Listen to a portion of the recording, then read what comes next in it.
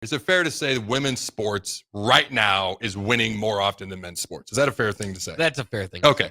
So here's why I believe that is.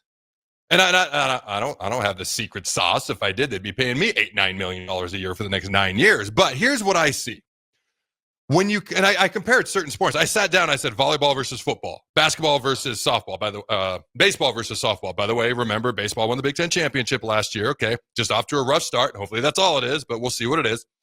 All right, you got men's basketball, women's basketball. So as I sat down and I compared, here are the things. I just simply wrote V-ball versus football equals, and I just wrote the first thing that came to my mind. Why volleyball wins more than football? And here's what I wrote. Expectation of winning.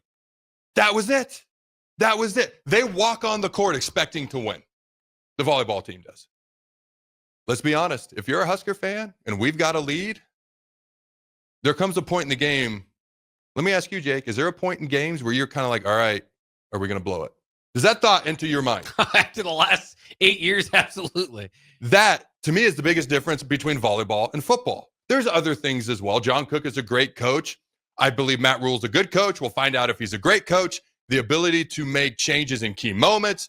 I mean, John Cook is recruited out of this world. Matt Rule's been doing pretty good again, we don't get out-talented very often. It's the expectation of winning, especially in the biggest moments against the best teams at the end of the game. Just going to let that lay there. Basketball. Men's basketball versus women's basketball. Now, to be clear, I still believe Fred Hoiberg's a good young coach. I'm glad we have him here. Rough season so far this year. They're going to play in the Crown Tournament. Hopefully they can finish strong. We were in the tournament a year ago. What was it? We won 22 games a year ago. All right. But women's basketball has been more consistent than men's basketball. Here's what I wrote down. Basketball, men's versus women's, equals. Amy Williams has done a great coaching job this year, made great adjustments, and found ways to deal with adversity. The injuries we alluded to earlier this year. When I think back to Matt Rule, again, he's a good coach. I don't know if he's great. There were times last year when we were flat out outcoached in certain situations. Now, we have upgraded the offensive coordinator. We have someone they're excited about in that building as the D coordinator. We have upgraded, with all due respect to everyone who coached last year, the special teams coordinator. The head coach is the same, but I believe he's looked in the mirror, been honest, and allowed himself to get better.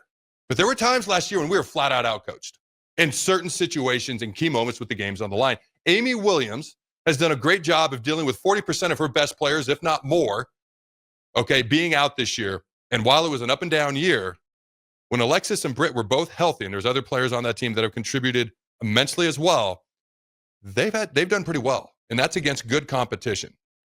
She has done a great job of making key adjustments as this season has gone on and unfolded, and the things that sticks out to me is dealing with injuries. Baseball versus softball. Now, keep in mind, baseball won the Big Ten title last year. We're approaching the midway point of the season. There's a lot of ball left to play, but here's what I wrote. Impact play. I wrote baseball versus softball equals impact players. Of course, I'm going to write Jordy Ball. Now, it's a team sport. It's not all about her. She does need some help when it comes to pitching. Other pitchers on that team that have talent and ability need to step up and find consistency. I wrote impact players. There's a lot of big bats on that baseball team, a lot of talented returning players on that team. They got to thaw the bats. They got to find a way to get some momentum when it comes to hitting on the baseball team.